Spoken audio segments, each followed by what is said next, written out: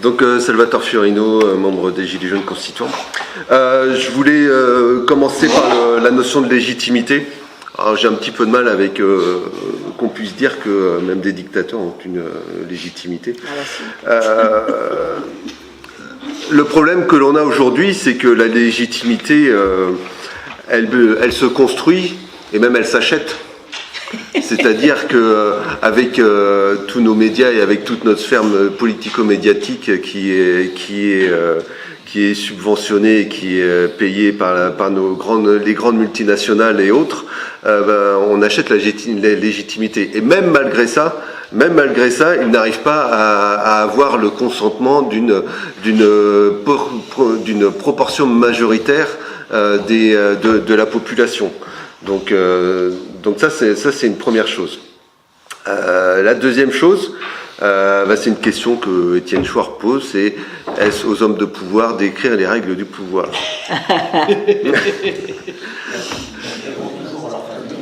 Donc voilà. Normalement, voilà ce qu'on dit, ce qui est important derrière, c'est au peuple éclairé des questions politiques, juridiques, économiques, de définir les règles du pouvoir.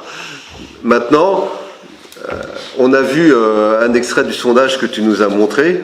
Ça donne une idée de la façon dont le pouvoir dont les citoyens sont éclairés sur les questions justement politiques, juridiques, économiques. Et c'est bien triste. Là, on se rapproche plus de ce que Briguelli appelle la fabrication du crétin. Et donc là, on est complètement dedans.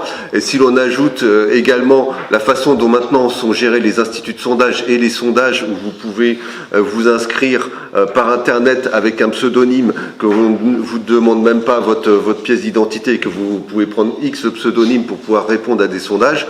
Voilà, c'est ce qui structure la vie politique et ce qui construit l'opinion publique. Donc voilà ce qui construit la légitimité de nos politiciens et du pouvoir aujourd'hui. Derrière, voilà comment on construit une souveraineté.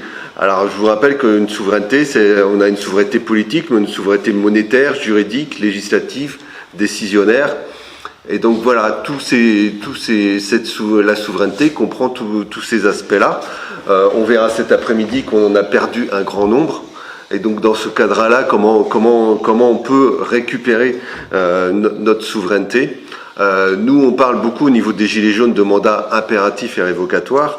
Alors pour répondre, le mandat impératif et révocatoire ne veut pas dire voilà, t'avais ça à faire, t'as pas fait ça, on te dégage. C'est aussi le fait on peut prendre en compte les situations. C'est de se dire on était engagé sur quelque chose, est-ce que tu respectes tes engagements ou pas?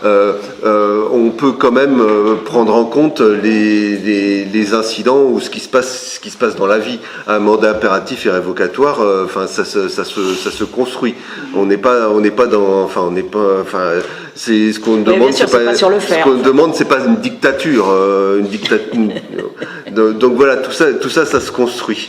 Et tout ça se construit effectivement, il y a déjà énormément de choses qui ont été débattues, qui ont été définies au travers des différents mouvements sociaux qu'il y a pu y avoir, avec plein de propositions, mais à un moment donné, il va falloir l'agglomérer et le construire.